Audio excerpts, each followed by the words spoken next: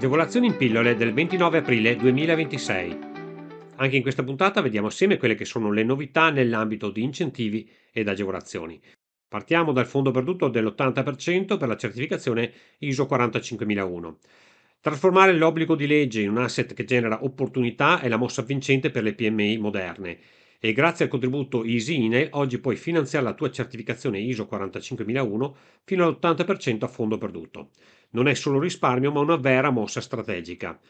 Infatti, si sblocca lo sconto strutturale del premio assicurativo INAIL che può arrivare fino al 28% e si ottengono notevoli riduzioni della frequenza degli infortuni. Alcuni studi dimostrano infatti che da questo punto di vista si arriva fino a una riduzione di oltre il 22%.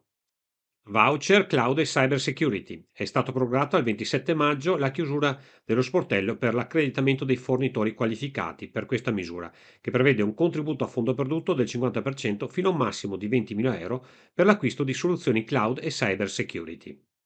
Veneto, fondo perduto per l'imprenditoria femminile.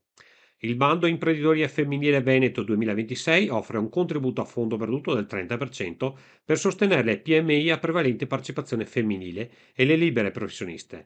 L'agevolazione prevede un contributo massimo di 51.000 euro volto a finanziare l'acquisto di macchinari, software, opere edili, autocarri aziendali, impianti da fonti rinnovabili e sistemi di sicurezza. Friuli Venezia Giulia, incentivi per le imprese artigiane.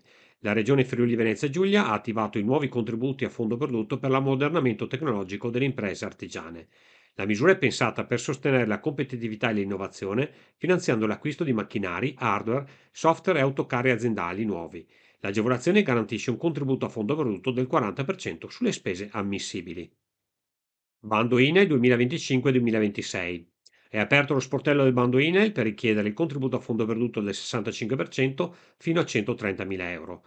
Queste alcune delle categorie più importanti: la sostituzione di macchinari ante 2010, le nuove cappe di aspirazione, nuove cabine di verniciatura, sistemi automatici di alimentazione e scarico, palettizzatori e depalettizzatori e bonifiche di copertura contenenti amianto. La chiusura dello sportello è prevista per il 28 maggio 2026. Anche per oggi è tutto, se avete trovato utili e interessanti queste notizie vi invito a mettere un mi piace e a condividerle con chi ritenete possa essere interessato. Se avete bisogno di supporto per la presentazione di questi bandi, il sito di riferimento è reteagevolazioni.it. Io sono Franco Rasotto e questa è Rete Agevolazioni.